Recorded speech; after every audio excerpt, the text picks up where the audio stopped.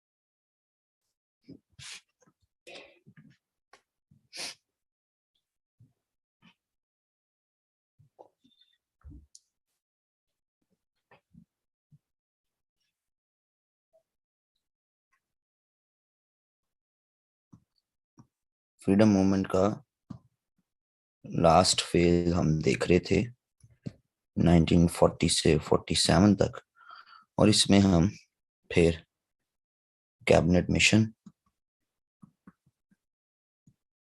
और उस cabinet mission के बाद होने वाली जो डेवलपमेंट्स हैं उनको हमने हाईलाइट किया था।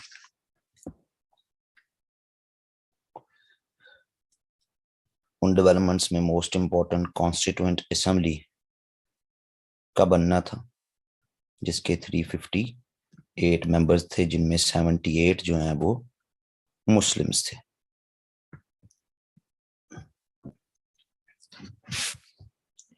और एंड में हमने ये देखा था कि फिर मुस्लिम लीग ने इसको ज्वाइन कर लिया। 5 मिनिस्टर्स मुस्लिम लीग की तरफ से वो भी आ गई, मुस्लिम्स।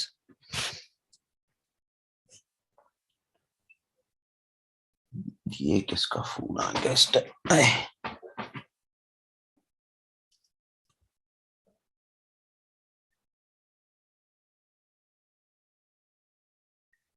चलो बाद में देखेंगे आप।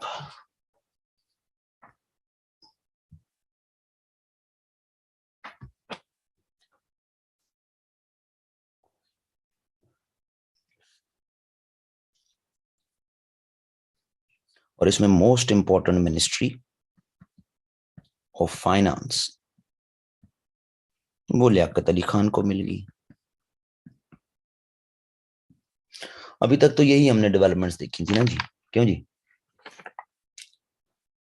अब जो अगली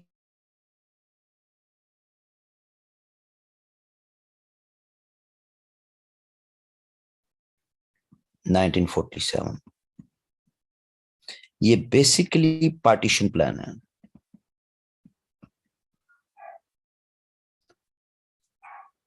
सवाल ये पैदा होता है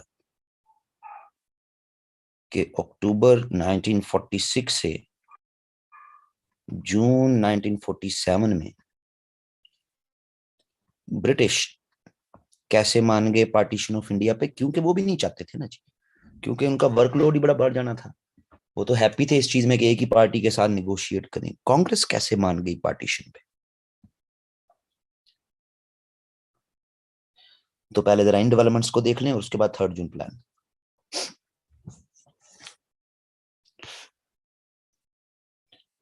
अगर हमसे कभी जिंदगी में कोई पूछ ले कि इमीडिएट फैक्टर्स बिहाइंड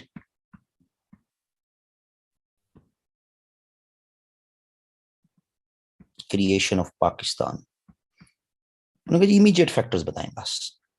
क्या फैक्टर्स थे इमीडिएट फैक्टर्स? तो इमीडिएट फैक्टर्स इनिशिएट ही होते हैं फरवरी 1947 में। Till February 1947 not only British but as well as Congress ये राजी ही नहीं थे। ये तो कहते थे ये तो चीज, ये तो सफाई फाड़ दो ना जी कि पार्टीशन होगी इंडिया की, इंडिया डिवाइड होगा। ये तो ऑप्शन ही नहीं है। सो इमीडिएट फैक्टर डेवलप ही फरवरी 1947 से ऑनवर्ड्स होना शुरू हुए। और इन फैक्टर्स में सबसे इंपॉर्टेंट फैक्टर जिसको कहा जाता है, उसको कहा जाता है पुअर्स मैन बजट। 28 फरवरी 1947। यार कौन है इस टाइम? हेलो। वालेकुम सलाम। जी ठीक हूँ। जी जी फरमाएं।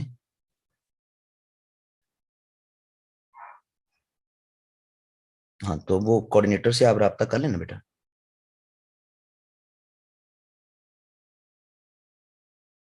वो तो टीचर पे है ना, मेरा सब्जेक्ट नहीं है। जो टीचर्स पढ़ा रहे हैं उनकी फीस है। मैं मैं टीचर्स से जो है ना वो फीस के मामला ही मुकम्मल टीचर्स के होते हैं, मेरे नहीं होते।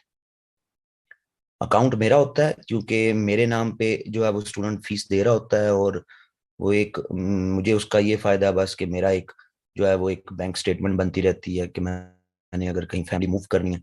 लेकिन वो सब टीचर्स के हैं। मैं टीचर से कोई कमीशन या इस तरह की चीजें नहीं लेता, कोऑर्डिनेटर लेता है। तो वो कोऑर्डिनेटर की कोई सैलरी नहीं मैं देता, वो टीचर से की कमीशन लेता है। तो वो फिर मैं नहीं मुदाखलत करता दूसरे टीचर्स के मामलात में। ठीक है। Thank you.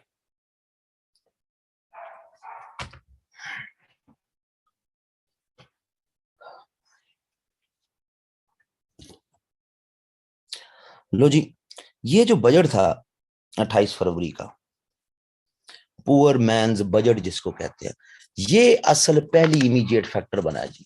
पहला कि भाई हाँ भाई कर दो भी कुछ ना कुछ। इस बजट में ऐसा था क्या?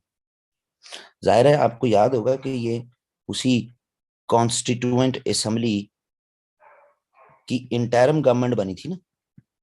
एक अबूरी हुकूमत बनेगी जो 10 साल इंडिया चलाएगी कैबिनेट मिशन प्लान के मुताबिक। सही है। तो उसी इंटरिम गवर्नमेंट में ही लियाकत अली खान के पास फाइनेंस की मिनिस्ट्री थी। सही है।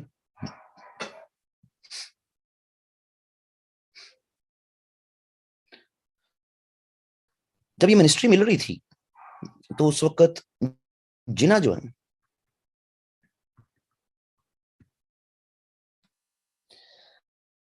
जिना साहब इंसिस्ट करते थे कि हमें डिफेंस की मिनिस्ट्री दो, प्लस हमें फॉरेन अफेयर्स की मिनिस्ट्री दो।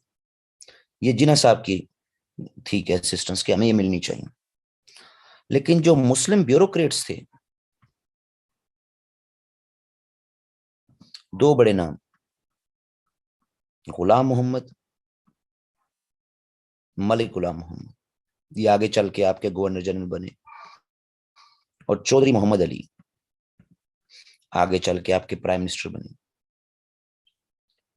ये दोनों PAAS, पाकिस्तान, जिसको आज आप कहते हैं ना ऑडिट्स एंड अकाउंट सर्विस, जिसको आज आप कहते हैं, ये इस वक्त उस वक्त ये Indian audit and account service के ये दोनों ब्यूरोक्रेट्स थे।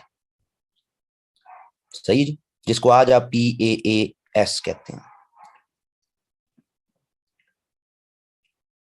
इन्होंने मुस्लिम लीग की लीडरशिप को कन्विंस किया, और मुस्लिम लीग की, कि ले लो फाइनेंस। आपको नहीं पता ये कितनी बड़ी गलती कर रहे हैं। इस फाइनेंस की मिनिस्ट्री की वजह से आप ऑल डिपार्टमेंट्स में इंटरवीन कर लेंगे, सब डिपार्टमेंट्स आपके नीचे आ जाएंगे। सही है।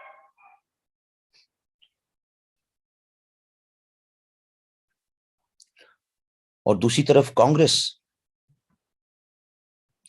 वो ये समझती थी कि all India Muslim league, Congress का जो व्यू था वो ये था कि ऑल इंडिया मुस्लिम लीग ये रिजेक्ट कर देगी, ये कभी भी फाइनेंस की मिनिस्ट्री नहीं लेंगे। क्योंकि कांग्रेस का ये ख्याल था कि मुस्लिम लीग के जो मेंबर्स हैं या मुस्लिम लीग एज अ पार्टी है, ये तो पावर चाहती है, रिकग्निशन चाहती है। और power and recognition ministry of finance में तो नहीं मिलनी, वो तो डिफेंस में मिलनी है, फॉरेन अफेयर्स में मिलनी है, हैं, लॉ में मिलनी है। क्यों जी? लेकिन इन ब्यूरोक्रेट्स का इम्पैक्ट बड़ा ज्यादा था। उन्होंने कहा जी नहीं, लो जनाब, ये फाइनेंस की मिनिस्ट्री इतनी तगड़ी मिनिस्ट्री, इतनी पावरफुल मिनिस्ट्री है ना जनाब, कि आप इमेजिन करें कि आप किसी स्कूल के किसी कॉलेज के, यानी कि किसी भी एजुकेशन के सेक्टर में, पब्लिक सेक्टर, सरकारी, ऑटोनमस, सेमी ऑटोनमस नहीं, सरकारी, प्रॉपर सरकारी कॉलेज स्कूल के आप प्रिंसिपल हैं, सपोज आप होगे जी, आप प्रिंसिपल। आपको अपने कॉलेज में एक चौकीदार, इसकी पोस्ट रिक्वायर्ड है, सिर्फ एक चौकीदार है, इसकी पोस्ट आपको रिक्वायर्ड है। चौकीदार आपके पास कम है ना, तो आप अपनी खुद मर्जी से, अगर रखना भी है मर्जी से तो कॉलेज के फंड से रख लेंगे, लेकिन परमानेंट सीट, जिसकी सैलरी होगी, जिसकी रिटायरमेंट पे उसको पेंशन के बेनिफिट्स भी मिलेंगे, ठीक है, जिसका पूरा एक लीव अकाउंट बनेगा आपके अकाउंट ऑफिस में, जिसका आपको पूरा जीपी फंड कटौती होगी, ये पूरा सारा काम एक प्रॉपर सीट है। ये आप खुद नहीं कर सकते। ये इवन आपके एजुकेशन डिपार्टमेंट का सेक्रेटरी ऑफ एजुकेशन डिपार्टमेंट ये कहे जी ठीक है मैं अलाउ करता हूं चौकीदार, ये नहीं कर सकता। ये करेगा कौन? एफडी करेगा, फाइनेंस डिपार्टमेंट।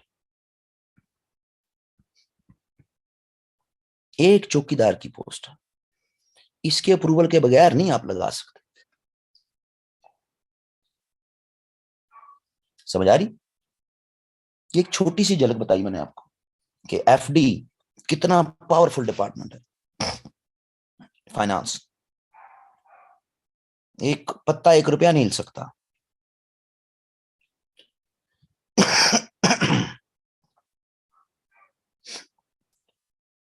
तो जहां भी उन्होंने कहा ले लें आप डिपार्टमेंट, मसला ही कोई नहीं, आपको पता ही नहीं है कि आप सारे डिपार्टमेंट्स में इंटरवीन कर जाएंगे।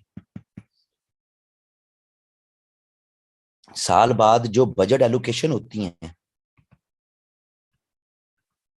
हर डिपार्टमेंट अपना टेंटेटिव बजट भेजता है, हर डिपार्टमेंट किसको भेजता है? एफडी को।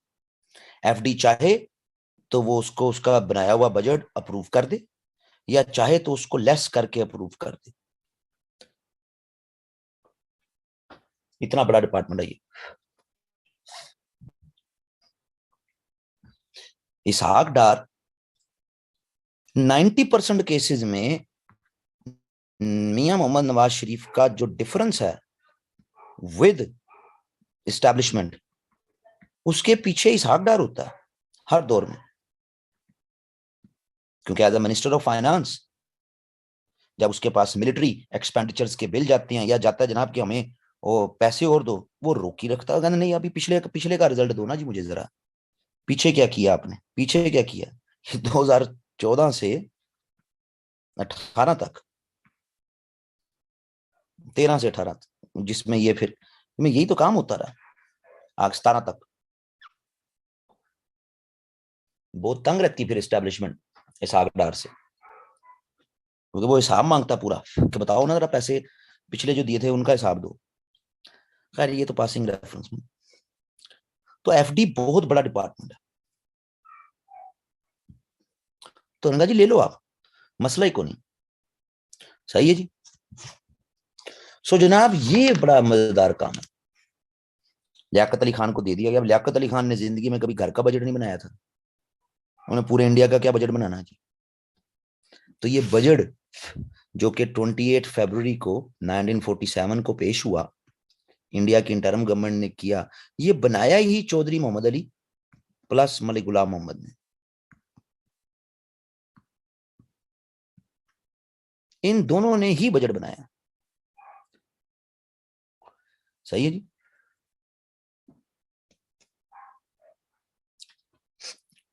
सो बजट बन गया।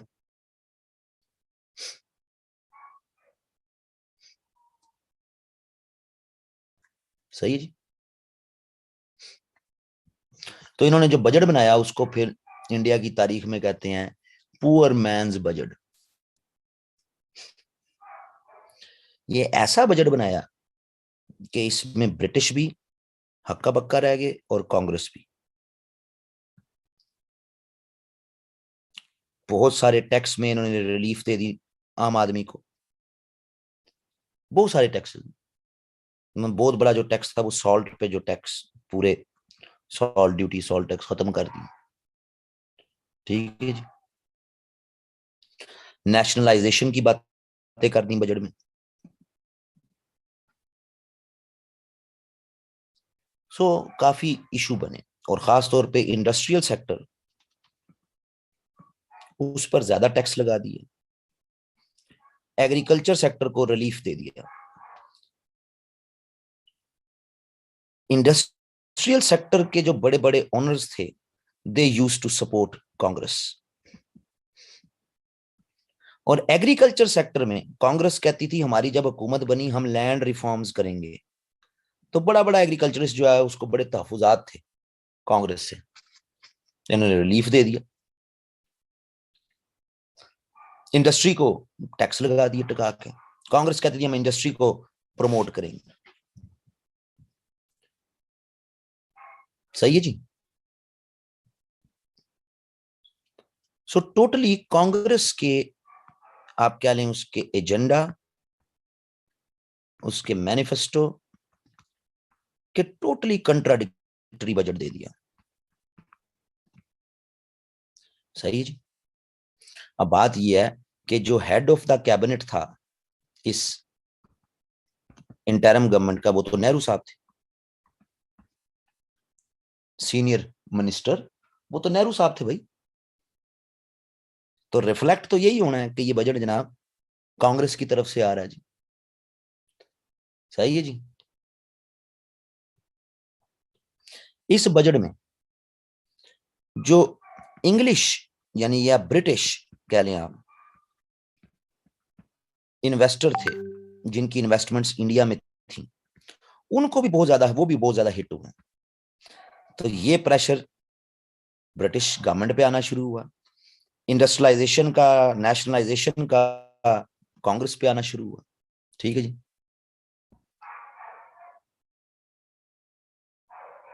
तो ये तो बहुत बड़ा इशू हो गया।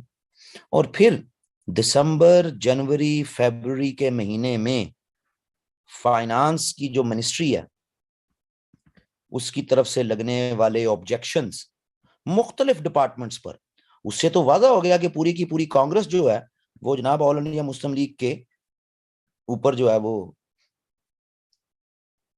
डिपेंडेंट हो गई। ये क्या हो गया?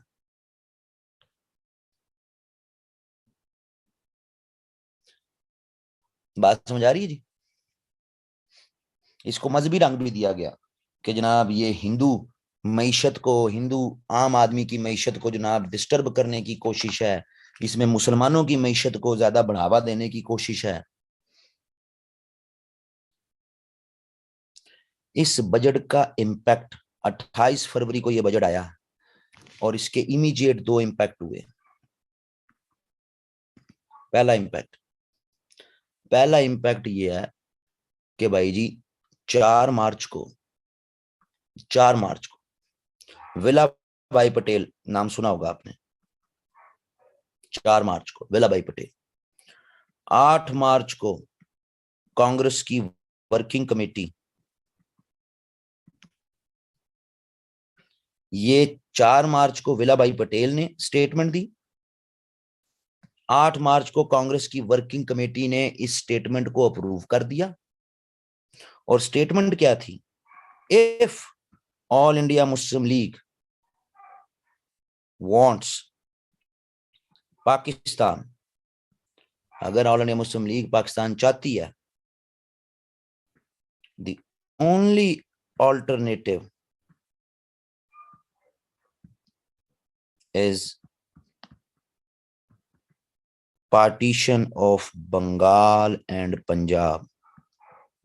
तो फिर इसी सूरत में पाकिस्तान मिलेगा कि पंजाब और बंगाल की पार्टीशन होगी। कांग्रेस मान गई ज़हनी तौर पे कि जान छुड़ाओ यार इनसे, लेकिन पूरा पंजाब और पूरा बंगाल नहीं देंगे हम, वही इलाके देंगे जिसमें मुस्लिम मेजॉरिटी होगी। 8 मार्च को कांग्रेस की वर्किंग कमेटी मान गई। दूसरा इंपैक्ट, अच्छा इस पे जिना का मुस्लिम लीग का रिस्पॉन्स नहीं, हमें पूरा चाहिए। हमें बंगाल पंजाब पूरा चाहिए। दूसरा impact, 22 March 1947, new viceroy in India with the mandate to partition India।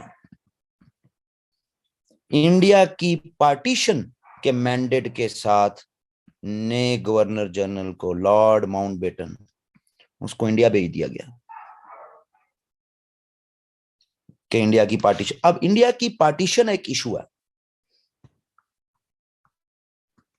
Partition of India पर as of March 1947 all players agreed।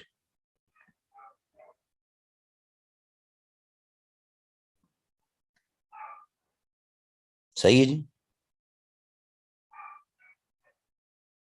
तमाम प्लेयर्स जो है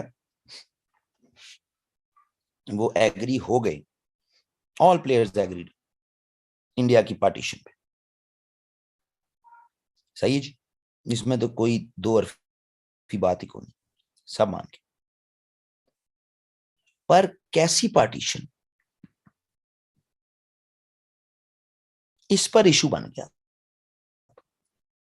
माउंटबेटन प्लस कांग्रेस बिल्कुल पार्टीशन करेंगे, बट पंजाब एंड बंगाल की भी पार्टीशन होगी। यानी एक तो है ना ओवरऑल पार्टीशन ऑफ इंडिया कि ठीक है पाकिस्तान बनेगा, ये बात तय होगी मार्च 1947 में।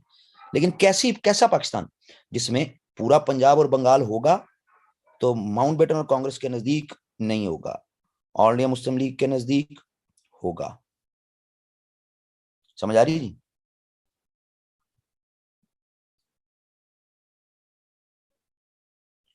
लेकिन एक बात तय हो गई है कि जनाब इंडिया तकसीम होगा, ये ज़हनी तौर पर सब तैयार होगी कि इंडिया तकसीम होगा।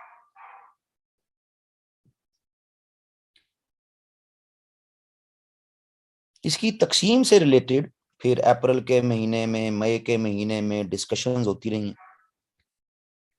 और फिर मई में माउंटबेटन अपना प्लान लेके ब्रिटेन गया।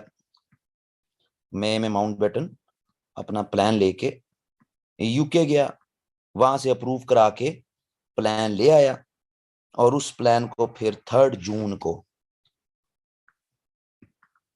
अनाउंस किया गया। सही जी।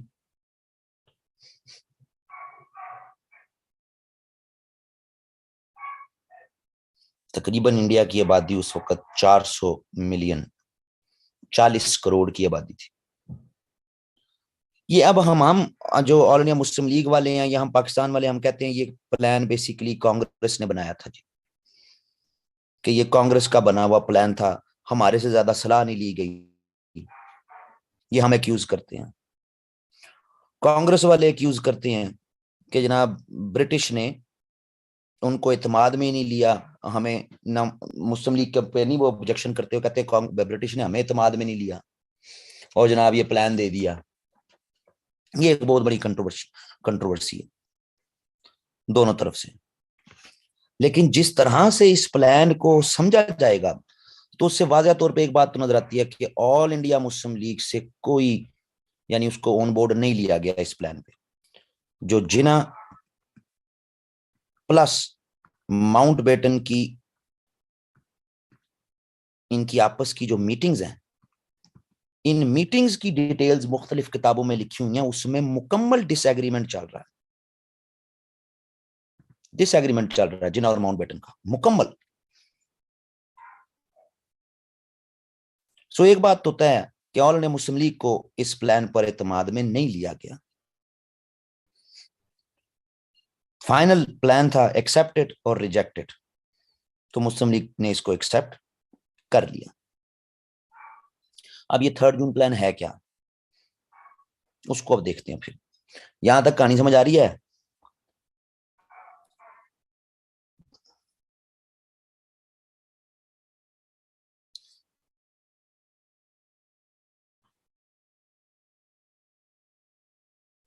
चलो जी देखते हैं फिर। 3 जून प्लान में पहली बात यह है, मतलब मैं की पॉइंट्स करके बता देता हूँ जी। सेम ईयर, यानी कि ओरिजिनल जो मैंडेट था ना जी, वो मैंडेट था कि 1948 में ओरिजिनल मैंडेट जो गवर्नर जनरल लेके आया था कि 1948 तक इंडिया की पार्टीशन करनी है। लेकिन अब ये डिसाइड हुआ कि सेम ईयर 1947 में ही इंडिया की पार्टीशन हमने कर देनी, यानी जून 1948 की जो पॉइंट वो खत्म हो गया। सही है जी, ओके। दूसरा पॉइंट था एनडब्ल्यूएफपी में रेफरेंडम किया जाएगा जी।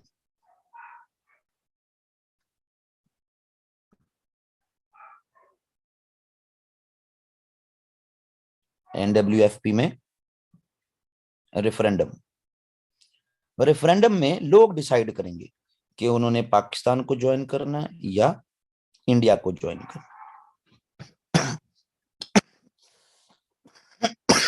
ठीक है जी। बलोचिस्तान, उस वक्त ज़ाहिर यू के साथ ही लिखा जाता था।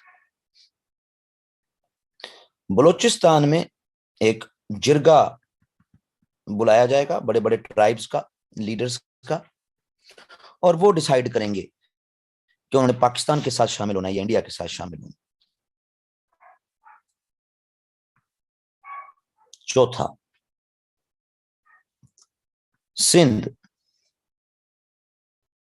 सिंध में सिंध की असेंबली में वोटिंग होगी और सिंध की असेंबली में जो मेंबर्स हैं वो डिसाइड करेंगे। सिंध की असेंबली ने अगर जो मेजॉरिटी से डिसाइड कर दिया, सिंध असेंबली मेजॉरिटी में जिसने डिसाइड कर दिया कि पाकिस्तान के साथ शामिल होना या इंडिया के साथ शामिल होना। सही है जी।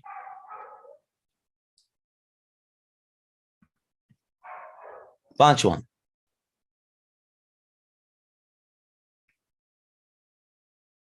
पंजाब एंड बंगाल। पंजाब एंड बंगाल में यह होगा कि पंजाब एंड बंगाल की असेंबली, इसमें दोनों में अलग अलग, पंजाब में अलग, बंगाल में अलग, मुस्लिम मेंबर्स, इनका सेपरेट सेशन होगा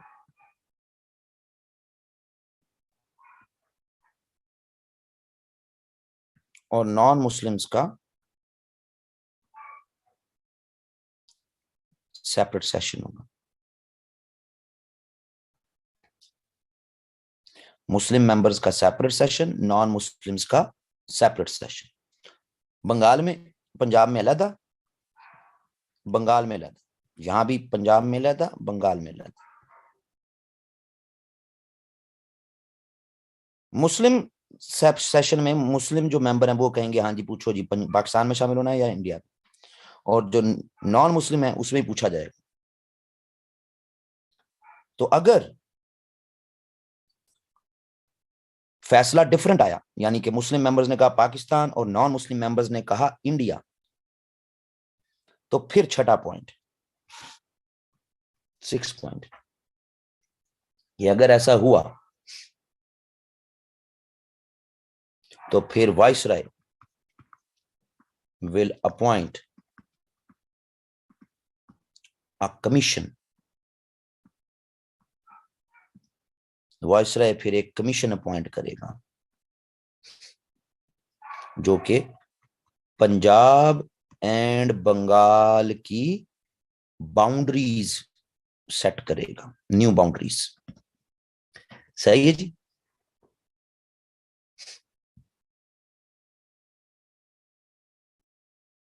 क्लियर होता है जी।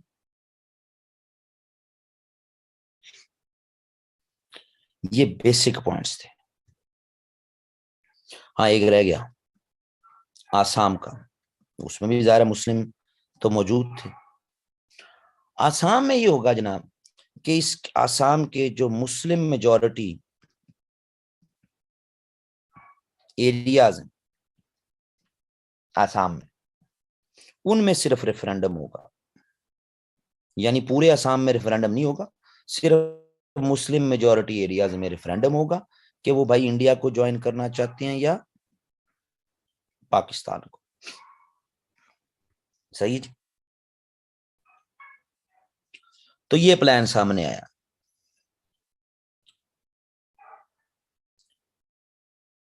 सो जनाब, ओके ठीक है जी,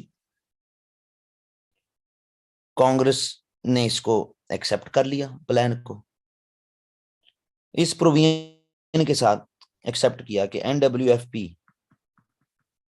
में रेफरेंडम हो रहा है, और रेफरेंडम में नीचे जो बाचा खान की पार्टी है,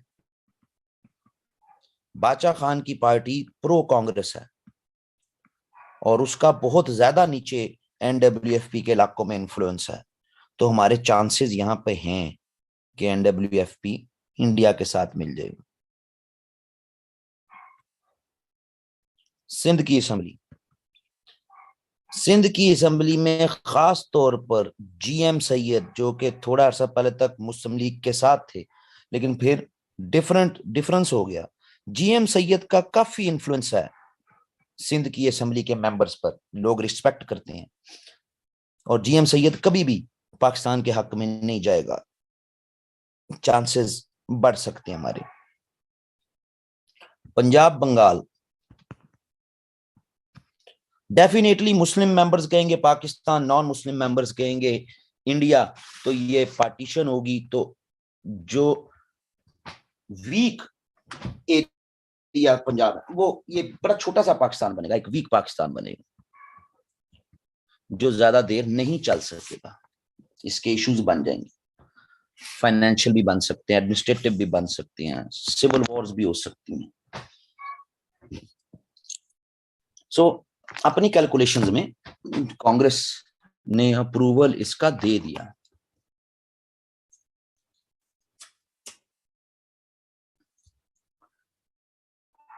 आगे जी बात ठीक है जी, लेकिन जाहिर है अब आपको बनानी पड़नी थी बाउंड्री कमीशन। अब इसमें एक पॉइंट ना अभी रोका हुआ हमने, वो पॉइंट इसमें थोड़ा सा देर से आया था, ओरिजिनल प्लान का वो हिस्सा नहीं है, 8वां पॉइंट वो थोड़ा सा लेट आया, उसको अभी डालते हैं। यानी एक बात तो क्लियर होगी कि अब वो होगा, बाउंड्री कमीशन सेट होंगी। याद रखने boundary commission most controversial topic है, मोस्ट कंट्रोवर्शियल टॉपिक है, तो वो ठीक है, उसको पढ़ लें, कोई इतना बड़ा यानी कि इशू नहीं है, पढ़ लें, लेकिन जरा पेपर पॉइंट ऑफ व्यू से एहतियात करें। बाउंड्री कमीशन में जाने से पहले जुलाई 1947 में एक 8वां पॉइंट भी इनकॉर्पोरेट हुआ है 3 जून प्लान में, कि ये जो स्टेट्स हैं इंडिया में, राज्य महाराजों की जो रियासतें हैं, ये अप्रोक्सीमेटली राउंड फिगर 600 रियासतें हैं पूरे इंडिया में। भाई इनका क्या फ्यूचर होगा? सो इनका फ्यूचर ये होगा कि इधर ये पाकिस्तान के साथ इलाक कर लें या ये इंडिया के साथ कर लें, और इस इलाक का फैसला रूलर ऑफ द स्टेट करेगा। रूलर ऑफ द स्टेट जिस तरफ मर्जी अपनी स्टेट को ले जाए। सही है।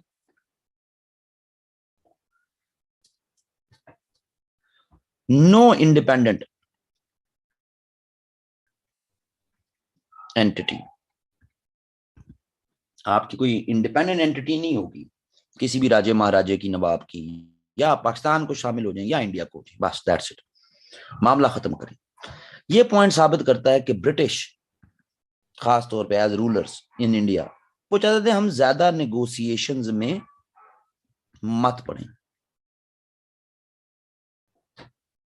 सही है जी, हमें पढ़ना ही नहीं ज्यादा नेगोशिएशन, 500-600 स्टेट्स के साथ अगला नेगोशिएट करें कि हाँ भाई तुम्हारे क्या मसले, तुम्हारे क्या मसले, बस ठीक है, सीधा सीधा कह दो जी, रूलर्स डिसाइड करेंगे।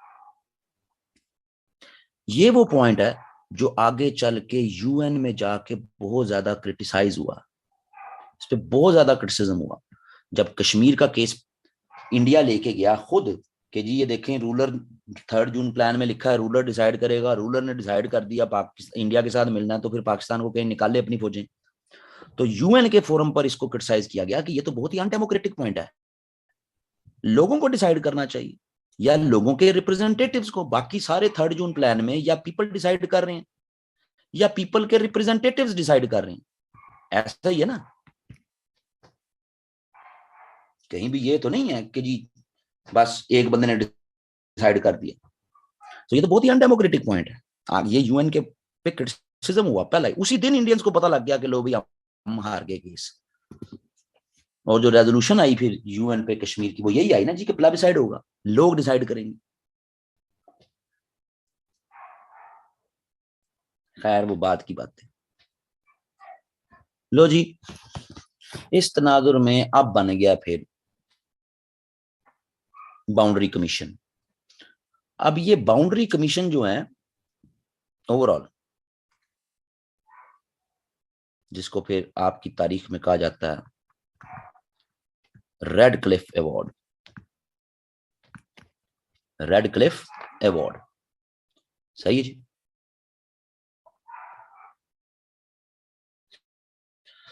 Under this Radcliffe award 2 commission बने, 2 कमीशंस। एक कमीशन पंजाब पे काम करेगा और एक कमीशन बंगाल पे काम करेगा, और दोनों कमीशन अपनी रिपोर्ट सर रेड क्लिफ को देंगे एज अ चेयरमैन इन दोनों कमीशंस का। ठीक है जी,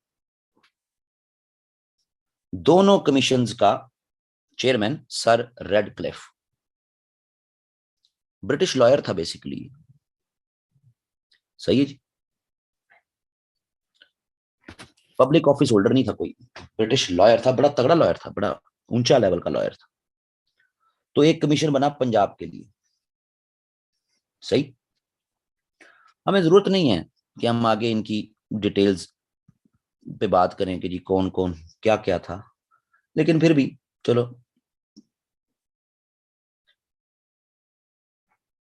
बंगाल को देखें तो सीसी बिस्वास, एंड बी के मुखर्जी, ये 2 मेंबर्स जो कि हिंदू मेंबर्स थे। मुसलमानों की तरफ से अबू सोलेह मोहम्मद इकराम और एस ए रहमान, ये मेंबर्स थे। यानी ये 2 इंडिया की तरफ से, ये 2 पाकिस्तान की तरफ से, सही है जी। ये पॉइंट हुआ। पंजाब की तरफ से जो पंजाब का बाउंड्री कमीशन था उसमें जनाब दीन मोहम्मद एंड मोहम्मद मुनीर, ये 2 आए पाकिस्तान की तरफ से। और जनाब इंडिया की तरफ से MC Mahajan and Teja Singh, India की तरफ से। पहला टेक्निकल मिस्टेक जो इस तमाम में है, ये तमाम जो लोग हैं, रेड क्लिफ खुद बीइंग द चेयरमैन, चेयरमैन एक लॉयर है जिसने जिंदगी में कभी कोई पब्लिक ऑफिस नहीं चलाया, कोई यूके में कोई वजारत चलाई हो, कोई मिनिस्टर रहा हो, कोई डिपार्टमेंट चलाया हो, कुछ भी नहीं। एक लॉयर है, तगड़ा लॉयर है, बड़ा लॉयर है, लेकिन जिंदगी में कभी कोई पब्लिक ऑफिस नहीं चलाया।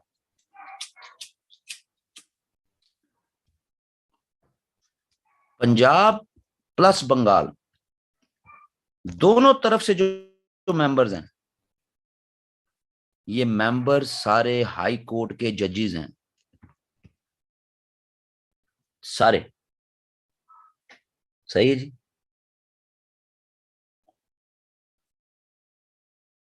समझ आती जी।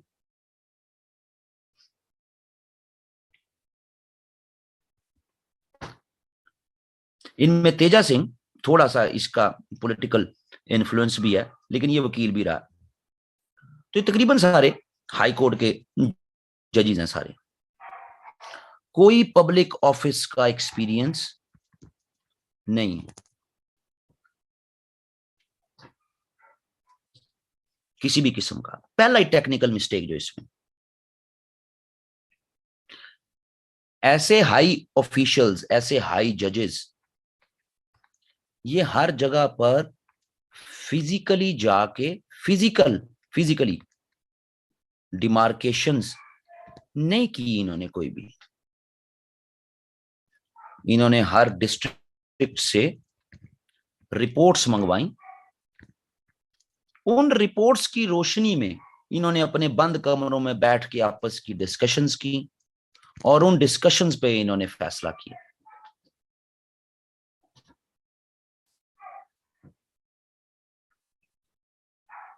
इन फैसलों की वजह से कि ठीक है कमीशन तो हो गया, बहुत सारे इश्यूज डेवलप हुए। जो बड़े इश्यूज डेवलप हुए हैं उनमें तो आप कहते हैं ना, पठानकोट का, फिरोजपुर का, एक्सेट्रा, ये इश्यूज डेवलप हुए। लेकिन कई पैटी इश्यूज भी डेवलप हुए हैं। ठीक है, कई पैटी इश्यूज कैसे डेवलप हुए हैं? फॉर इंस्टेंस, ये एक विलेज है,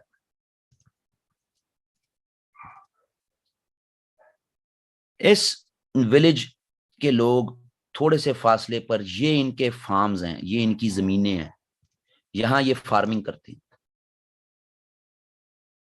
और दूसरी तरफ इन्हीं फार्मिंग के एरियाज के साथ ये विलेज है, बिल्कुल साथ। यानी इस विलेज की जमीनें इससे थोड़ी सी दूर है, ये विलेज साथ है, लेकिन इस विलेज की जमीनें फर्दर इस तरफ हैं। तो कई जगहों पे क्या हुआ कि विलेज पाकिस्तान में, जमीनें इंडिया में चली। फिर इसी तरह ये विलेज है, भाई शहर तो तकसीम हुए ही नहीं, कोई भी अर्बन सिटी तो डिवाइड नहीं हुआ ना, कि आधा लाहौर इंडिया का, आधा लाहौर पाकिस्तान का, आधा कसूर इंडिया का, आधा कसूर पाकिस्तान का, आधा पठानकोट इंडिया का, आधा पठान का। तो जो इफेक्ट हुआ है इससे सबसे ज्यादा, वो तो रूरल सेक्टर इफेक्ट हुआ ऑन द बोथ साइड्स। एक और इशू इसी तरह, ये विलेज है, ये साथ ही इसकी जमीनें हैं, ये इसके फार्म्स हैं। इन फार्म्स के लिए जो पानी आ रहा है वो इस रिवर से आ रहा है,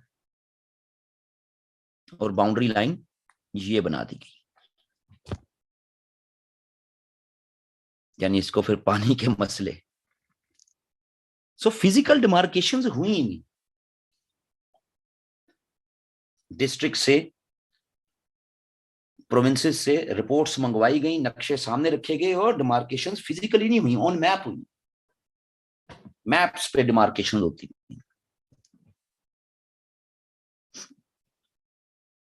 समझ आ रही जी? So people on the edge of, कि जहां पे पार्टीशन होनी थी, पीपल वर अनसर्टन कि हम अगले दिन हमारा क्या फ्यूचर होगा, हम इंडिया में होंगे, हम पाकिस्तान में होंगे। समझ आ रही जी? इसीलिए फिर जो है वो मैसेकर्स और ये सारी चीजें जो हैं, वो तो एक सोशल फिनोमिना है, वो तो होनी थी बिकॉज ऑफ बैड प्लानिंग। आपने जून में, 3 जून में डिसाइड कर लिया था कि पार्टीशन होगी। सही जी।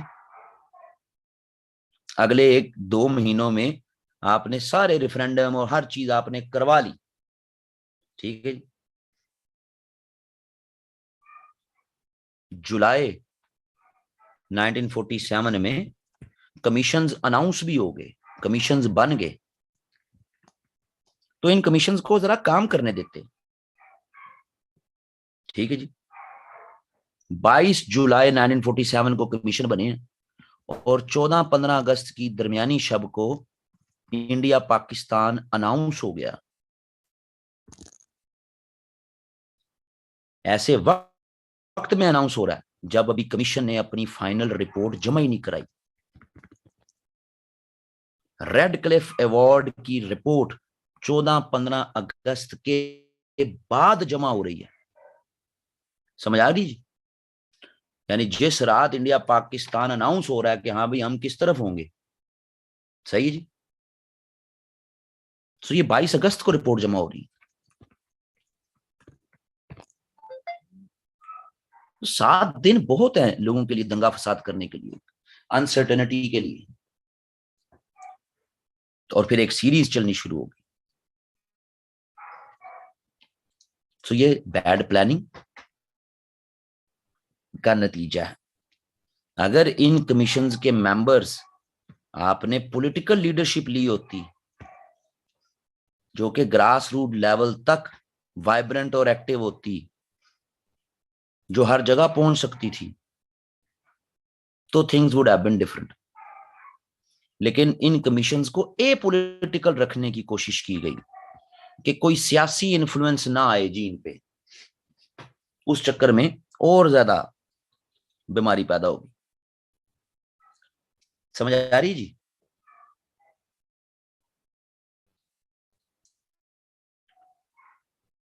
सो ये था जी आपका फ्रेमवर्क जिसमें आप एक अलग जो है वो मुल्क बन गए। ये मुल्क चलेंगे कैसे? अब जरा आखिरी बात जो टेक्निकल एस्पेक्ट है, ये जो 2 कंट्रीज बनी, ये पहली बात तो ये है कि ये 14 और 15 अगस्त की रात को जब ये 2 मुल्क अनाउंस हुए, तो भाई पहली बात तो ये कि अगर हम इतने ही ब्रिटिश सपोर्टर होते हमारे, अगर ब्रिटिश हमारे इतने ही चहीते होते, तो हमारा गवर्नर जनरल ब्रिटिश होता पाकिस्तान का, और इंडिया का गवर्नर जनरल गांधी नेहरू उनमें से कोई होता, वो इंडियन होता, अगर हम इतने ही प्रो ब्रिटिश होते। समझ आ रही? ऑन द कंट्री हमारा गवर्नर जनरल मुस्लिम था और इंडिया का गवर्नर जनरल वही माउंटबेटन था, जो साबित करता है फिर कि ये जो पार्टीशन प्लान था ये फिर हमारी मर्जी का नहीं हुआ। इसमें ब्रिटिश और कांग्रेस ने अपना इन्फ्लुएंस ज्यादा एक्सरसाइज किया। सही है जी? बल्कि माउंटबेटन ने तो ऑफर की थी कि मैं गवर्नर जनरल बन जाता हूं बोथ साइड्स का, ताकि मसाइल जो है वो ना हो, तो जिन्ना रिफ्यूज कि नहीं भाई अब नहीं ये करना हमने काम। सही है जी? टेक्निकल एस्पेक्ट में भाई ये मुल्क चलेंगे कैसे? अब ये याद रखें कि 14 और 15 अगस्त को ये sovereign states, independent sovereign states बन गई। इस पे डिबेट है कि बनी नहीं बनी, लेकिन बेसिकली ये 14 और 15 अगस्त को ये बेसिकली डोमिनियंस बनी हैं। Dominions just like Canada, just like Australia, they were not proper republics. ये प्रॉपर रिपब्लिक्स नहीं बनी।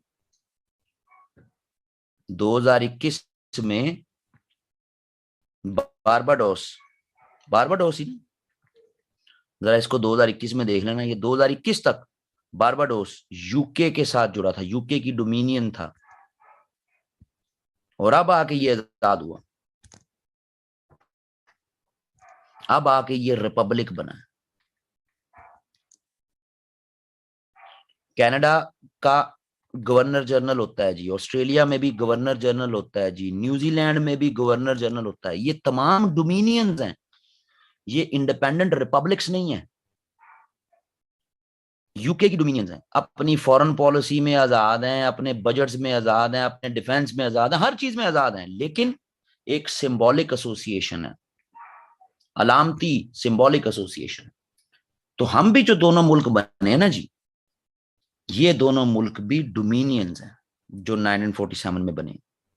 ये अपना अपना कॉन्स्टिट्यूशन बना के, आइन बनाए अपना अपना, तब ये इंडिपेंडेंट रिपब्लिक्स हो जाएंगी।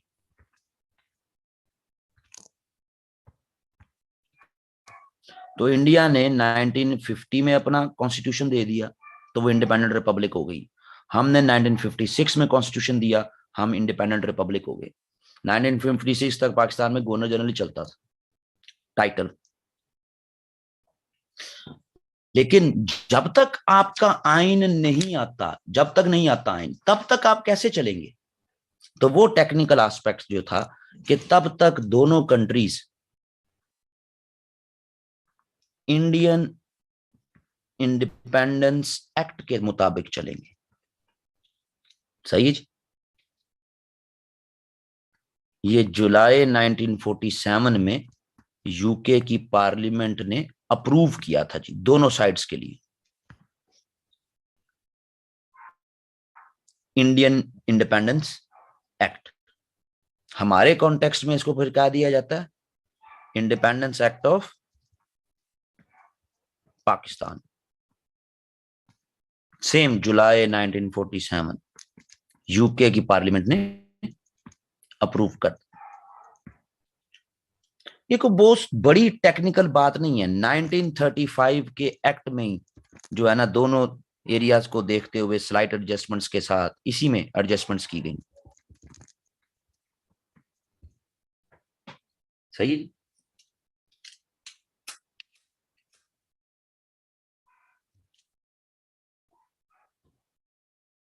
और यूं ये मुल्क जो है वो इनिशियली शुरू के दौर में जो है वो चले। सो इस सारी की सारी फ्रीडम मूवमेंट से ये साबित हो जाता है कि जनाब, ना तो हम कोई ब्रिटिश एजेंट थे, अगर होते तो हमें बड़ा पाकिस्तान मिलता।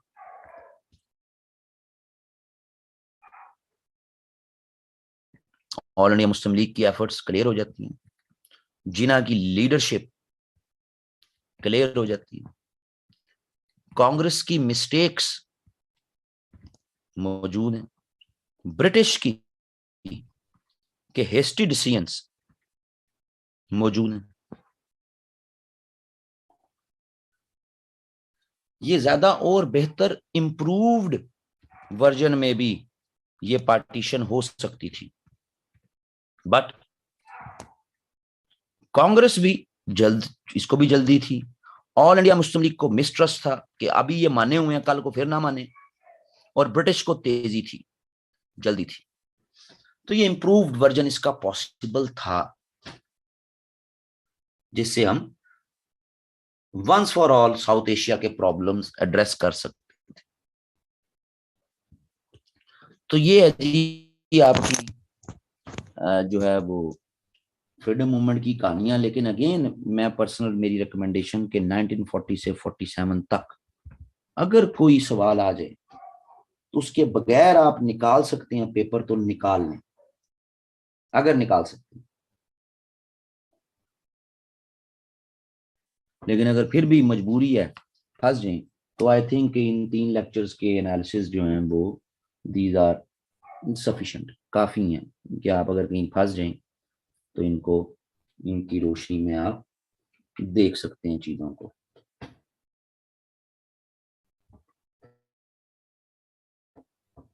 नेक्स्ट वीक से पोस्ट पार्टीशन शुरू हो जाएगा। पोस्ट पार्टीशन खत्म करेंगे, उसके बाद जिस तरह मैंने प्रॉमिस किया था, एक डिटेल लेक्चर फॉरेन पॉलिसी का करवाऊंगा, और 5 की टॉपिक्स जो मुझे लगते हैं इशू के बड़े इशू हैं पाकिस्तान के, वो साथ ही नए स्टूडेंट्स भी कुछ आ जाएंगे, उनकी दोबारा फिर फ्रीडम मूवमेंट करवा दूंगा। तो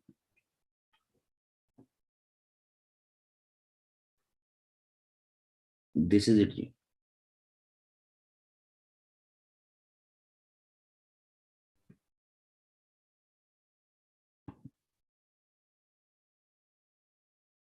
किसी मेरे बहन भरा का कोई सवाल हो, कोई मसला हो, महबूब कदमों में ना आता हो।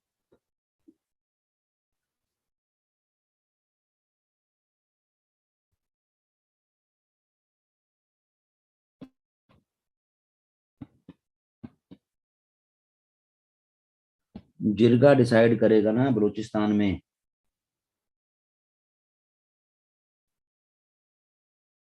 बलूचिस्तान प्रोविंस नहीं था।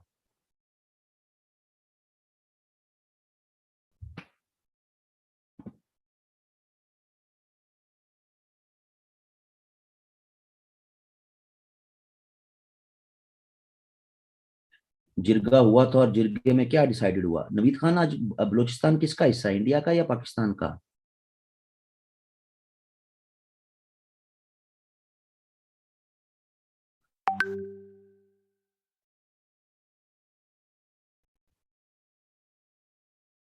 तो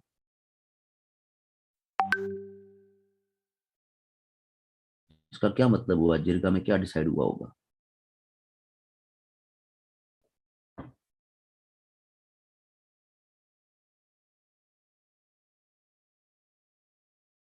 भाई वो आर्ग्यू, ये तो मैं कहता हूँ ना कंट्रोवर्शियल एरिया ना, कि कांग्रेस क्लेम करती है कि हमें इत्तेमाद में नहीं लिया गया, मुस्लिम लीग क्लेम करती है हमें इत्तेमाद में नहीं लिया गया, लेकिन बादियों नजर में जो प्लान देखा जाता है उससे कांग्रेस को और इंडिया को ज्यादा फेवर हुआ।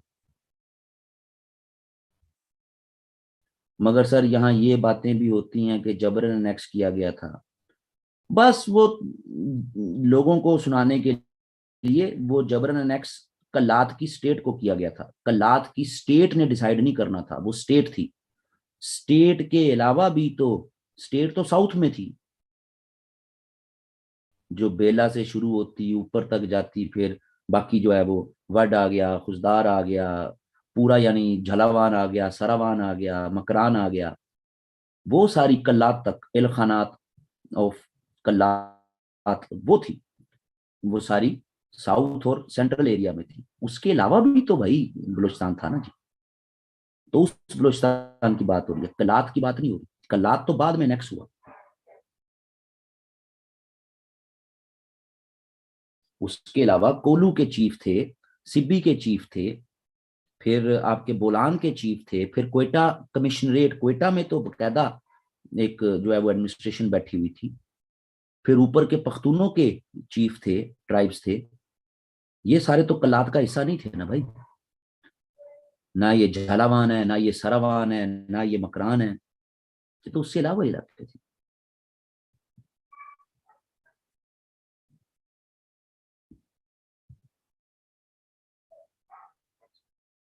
हेड मानते थे, लेकिन वो had as a symbolic association थी, ये कलात के एडमिनिस्ट्रेटिव स्टेट का हिस्सा नहीं थे। प्रिंसली स्टेट में कौन डिसाइड करेगा, पीपल और रूलर? बहुत अच्छा सवाल। कोई इसका जवाब देना चाहेगा जी? मैंने लेक्चर में बता दिया था। सर कांग्रेस क्यों राजी हुई माउंटबेटन गवर्नर जनरल में? नहीं, तभी तो हम देखते हैं ना कि बादी नजर में, तभी तो कांग्रेस को ज्यादा फायदा हुआ, इंडिया को गेन ज्यादा मिले थर्ड जून प्लान।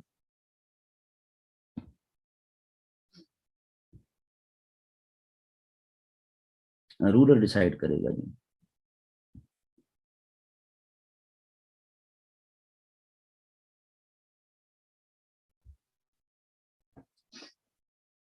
हाँ जी, ये तो फैक्ट है।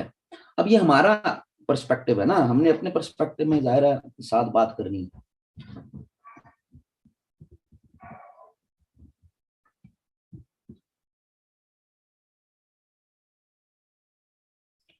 एएनपी ही तो भाई वो है ना, बाचा खान की औलाद की पार्टी है ना।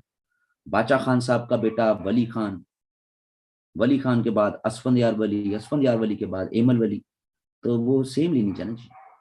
और बाचा खान यानी कि वो एक यूनाइटेड इंडिया की ख्वाहिश रखते थे कि एक यूनाइटेड इंडिया होना चाहिए। उनका एक अपना सियासी जो है वो सोच थी। वो यानी गांधी से बहुत ज्यादा इंस्पायर्ड थे। एक नॉन वायलेंट स्ट्रगल इंडिपेंडेंस की होनी चाहिए, पार्टीशन ऑफ इंडिया नहीं होनी चाहिए, इससे रीजन में बिगाड़ पैदा होंगे, लॉन्ग टर्म कॉन्सिक्वेंसेज होंगे, उनका ख्याल था।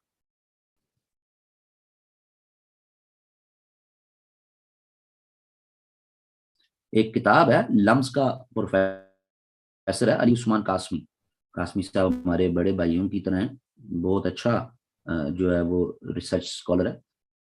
तो अली उस्मान कासमी की किताब है मुस्लिम्स अगेंस्ट मुस्लिम लीग।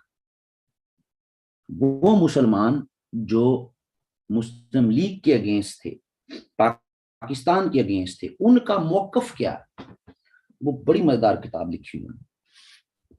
अताउल्ला शाह बुखारी, बादशाह खान, GM सैयद और बहुत से, सबका उसने हवाले दिए कि ये इन लोगों का नुक्ता नजर क्या था। ये नहीं कि जो पाकिस्तान के खिलाफ था मुसलमान हम कहें जनाब के वो गलत था।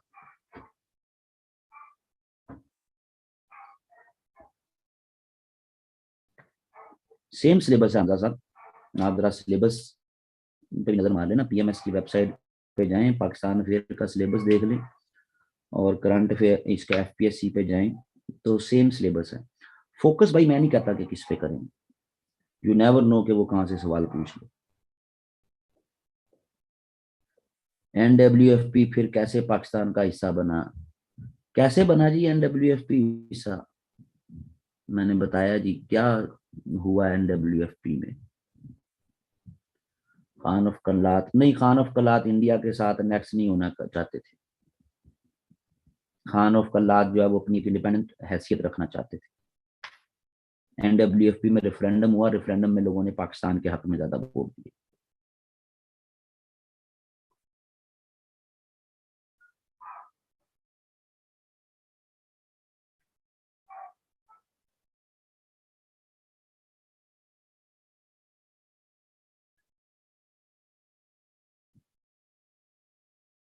हाँ तो ये क्लैश तो नहीं करते ना, World War I और World War II का इंडियन पॉलिटिक्स पे इम्पैक्ट हुआ, तो हामिद खान ने ये तो नहीं लिखा ना कि World War II और World War I का इम्पैक्ट नहीं हुआ। वो तो एक और वॉर का हवाला भी दे रहा है ना, तो कंट्राडिक्टरी तो नहीं है। सर आई मीन के कैसे सर,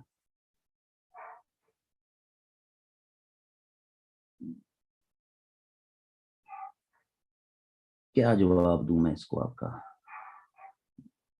एक दो सेंटेंस में तो बात नहीं इस पे खत्म हो सकती, लेकिन आप ये कह सकते हैं कि क्योंकि 1905 का जो रशिया की डिफीट है on the part of Japanese, तो जापानीज का जो इकोनॉमिक इंपीरियलिज्म है वो उसको बहुत ज्यादा तरवीज मिली इस विक्ट्री से, और काफी ज्यादा इन्फ्लुएंस जो है वो नजर आया इंडियन बिजनेसमैन पे, इंडियन इकोनॉमी पे, कि हमें जापान के साथ ट्रेड करनी चाहिए जो कि इनके ब्रिटिश के हक में नहीं थी, तो हमें मैक्सिमम बेनिफिट्स जो हैं वो देने चाहिए इंडिया को, ताकि लोग जो है वो जापान के साथ जो है ज्यादा एसोसिएट ना हो, अपनी ट्रेड को, अपने लिंकेजेस को ना करें।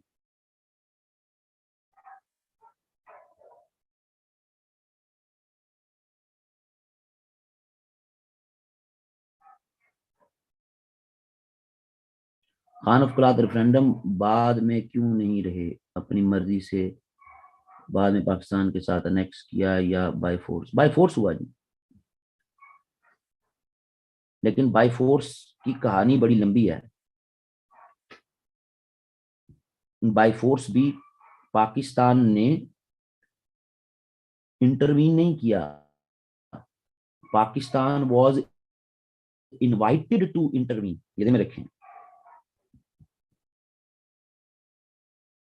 यानी अगर आप हब से बलूचिस्तान की तरफ जाए ना, तो उथल, बेला, विंदर, खुजदार, इस सारी पट्टी के जो छोटे छोटे लीडर थे, जिनमें जाम थे, जिनमें बजिंजोस थे, जिनमें मेंगल्स थे, इस पट्टी के तमाम छोटे छोटे लीडर्स ने कल्लात के खान से अपनी लॉयल्टीज शिफ्ट की, और इन तमाम ने बावर कराया पाकिस्तान की रियासत को कि हम पाकिस्तान में शामिल होना चाहते हैं, आप फोर्स भेजें।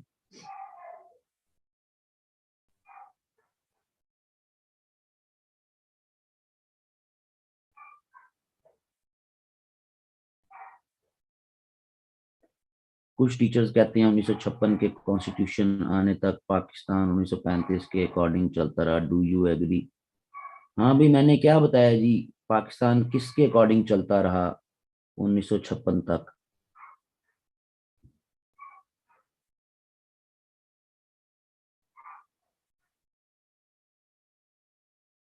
इंडियन इंडिपेंडेंस एक्ट नहीं, independence act, independence act of 1947 Pakistan का, वो इंडियन इंडिपेंडेंस एक्ट इंडिया के लिए।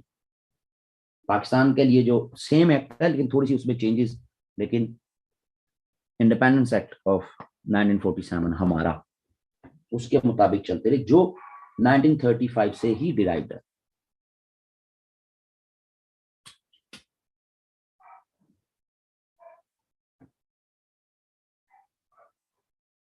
स्नूकर का मैच मेरा 11:30 बजे है, अभी बड़ा टाइम पड़ा हुआ।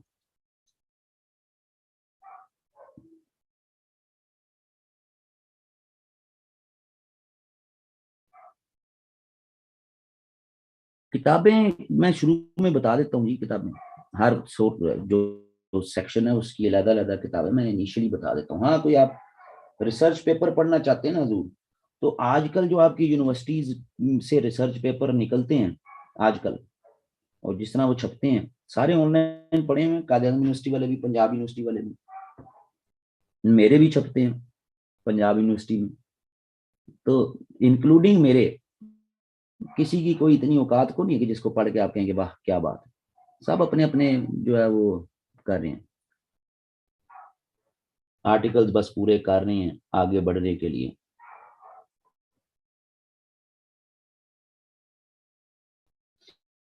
मेरे भी छपे हुए हैं, आप सर्च कर सकते हैं। दो मेरे जो है वो मोदी एडमिनिस्ट्रेशन पे छपे हुए हैं, दो मेरे सोशल जो फिनोमेना है, सोशल इवल्स जो हैं लाहौर के, उन पे छपे हुए हैं।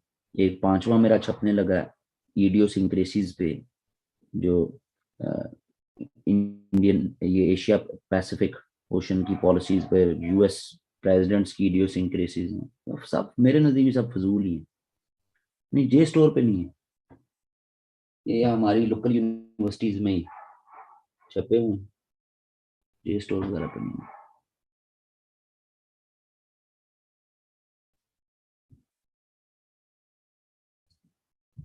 हाँ जी, अनडेमोक्रेटिक दे दिया बिकॉज वो चाहते नहीं थे कि वो सबके साथ डील्स करें और सबके साथ नेगोशिएट करें, तो एक पंडोरा बॉक्स ओपन हो जाना था।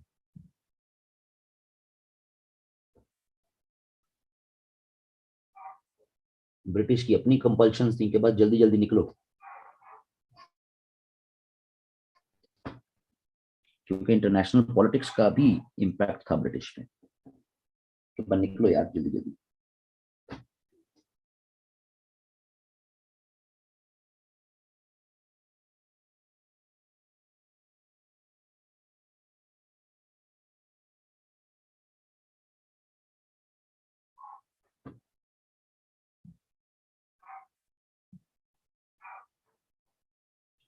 जो बलोचिस्तान से लड़के हैं, एक दो ने भी सोच भी पूछा कि कलात पे क्या पढ़ी, तो ज्यादा मजे की चीजें नहीं मिलती हैं। मजे की चीजें मिलती हैं जब आप बेला से लेके खुशदार तक के घरानों के लड़कों के साथ बैठे, वो अपने परदादों की दादों की कहानियां आपको बताएं, और उनकी जो पर्सनल लाइब्रेरीज हैं उनमें जो खतूत पड़े हुए हैं। मैं क्योंकि बजिंजो फैमिली से जो खुशदार की थी, उनके साथ काफी, उनके लड़कों के साथ करीबी ताल्लुक रहा, तो मैं एक दफा गया भी था, तो बजिंजो साहब की जो पर्सनल लाइब्रेरी वो उसी तरह पड़ी हुई मौजूद, उसमें से वो चीजें निकली कि जो वहीं पे मैं बैठा रहा पूरा दिन ही। क्योंकि ये सारे जो हैं ये उस वक्त जो है वो सोशलिस्ट थे ये सब, और ये खान ऑफ कलात के खिलाफ एक सियासी, यानी एक आम नहीं, एक सियासी बगावत कर चुके हुए थे, और इनके अपने स्टेक्स जो है ना वो बड़े हाई थे, कि अगर पाकिस्तान नहीं आता तो खान हमें नहीं छोड़ेगा फिर। तो इन सब ने फिर पाकिस्तान को सपोर्ट किया। बेला से लेके खुजदार और ऊपर तक के जो छोटे छोटे छोटे छोटे ट्राइब के लीडर्स थे, ये सारे, इन सब ने सपोर्ट किया।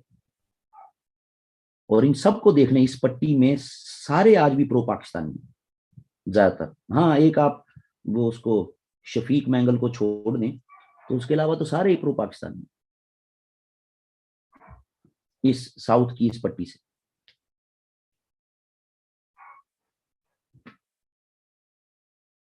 ना कभी जाम्स खिलाफ गए, ना कभी बजिंजोस खिलाफ गए, ना कभी मेंगल्स में एक दो लोग खिलाफ गए, लेकिन ओवरऑल मेंगल्स भी कभी मुकम्मल तौर पर एंटी स्टेट नहीं गए।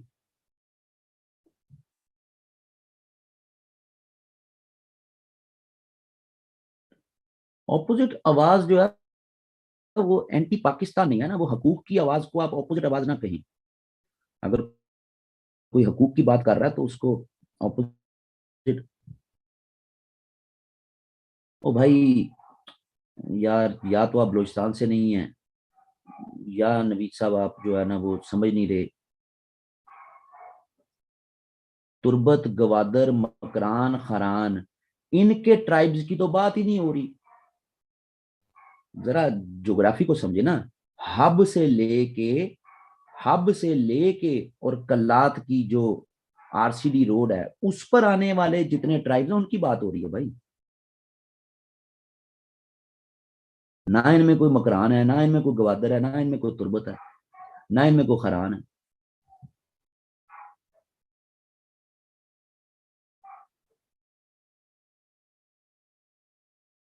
वो डिफरेंट एरिया ना भाई, समझें इस बात को। मस्तूंग से गवादर तक अगर आप जा रहे हैं तो आप इन एरिया से हट के जा रहे हैं ना यार।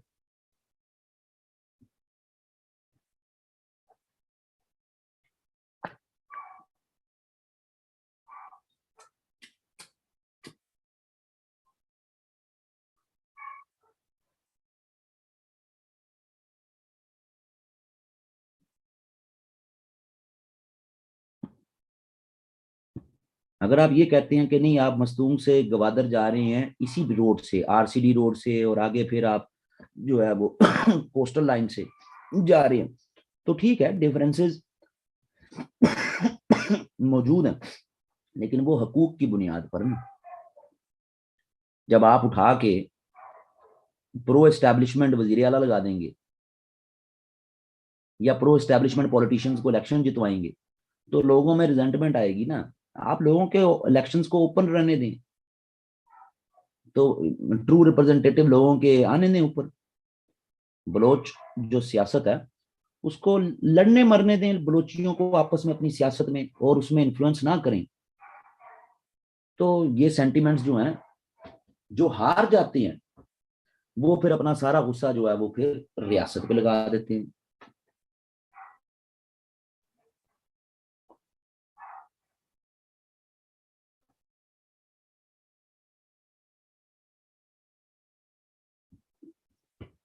बलोच पॉलिटिक्स जो है वो, उसको समझने के लिए आपको मेन स्ट्रीम पाकिस्तान की पॉलिटिक्स से मुकम्मल डिसएसोसिएट हो के आप बलोच पॉलिटिक्स को समझ सकते हैं। और बलोच स्टूडेंट पॉलिटिक्स, उस उसकी कम्प्लेक्सिटी को हमारी रियासत समझ ही नहीं सकी कि हमने बलूचिस्तान में एक मिडिल क्लास डेवलप हुई, लेकिन उस मिडिल क्लास के लिए मौके कम थे, और जो मौके थे भी वो ज्यादा पख्तून उठा के ले गए बलूचिस्तान में। सो वो जो बलोच स्टूडेंटशिप थी उसको वो मौके नहीं मिले,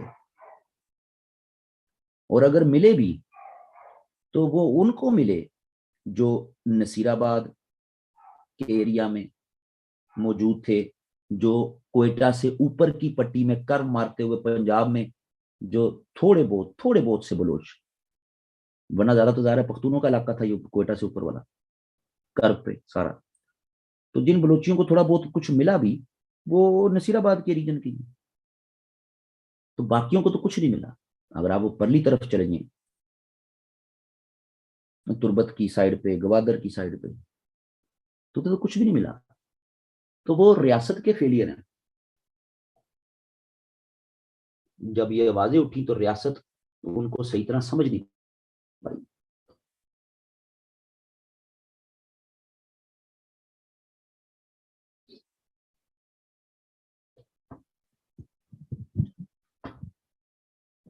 भाई 75 साल की एस्टेट है।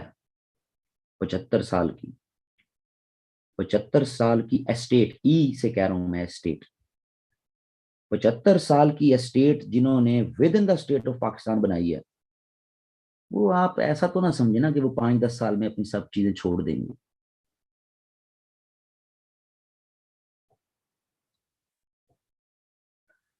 नहीं, मैं ये कह रहा हूं कि जो बलोच स्टूडेंट्स हैं, जिन्होंने कुछ, जिनको कुछ मौके मिल गए, वो इसी नसीराबाद की पट्टी में से हैं। कुछ जिनको मौके मिल गए, वो रिंदों के एरिया से हो गए, वो डेरा मुराद जमाली से हो गए, जो कुछ हासिल कर गए। या आप ये कह सकते हैं कि ये वो लोग थे कि जो कराची और इस्लामाबाद और लाहौर की यूनिवर्सिटियों में पढ़ गए और फिर कुछ हासिल कर गए। और हाँ, नेटिव जो हैं उनको फिर भी ज्यादा फैसिलिटीज नहीं मिली।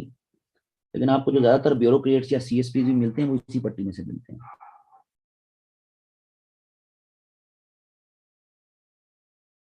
वली साहब, ये डॉक्यूमेंट अगर आपको भी मिला तो मुझे भी जरूर दिखाइएगा। मेरे इल्म में नहीं है कि 100 ईयर्स की लीज पर अफगानिस्तान से लिया बुलान का इलाका। I don't know.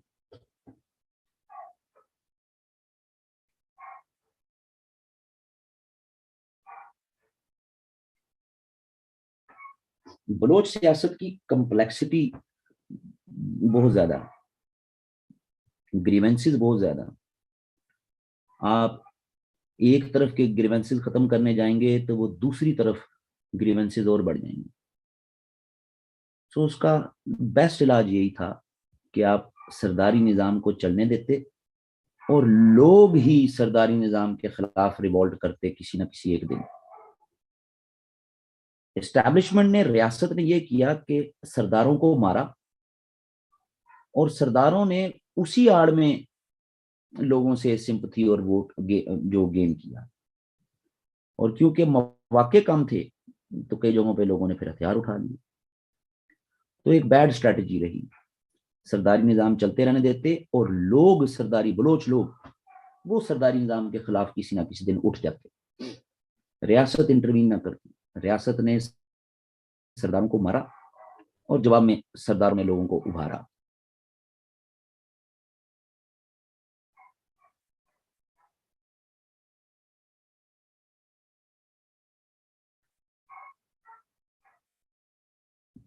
हाँ जी, इस तरह ही ज्यादातर तो सीएसएस इसी तरह के हुए हैं ना लड़कों के।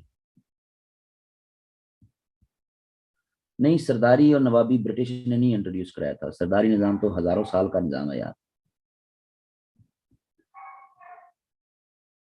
बलोच एरियाज में जो सरदारी निजाम है वो तो अंग्रेज के आने से भी पहले का निजाम है।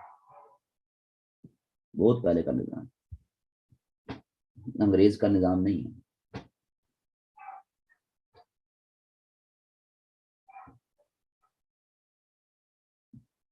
ओके जी, नेक्स्ट वीक मिलते हैं। Bye bye.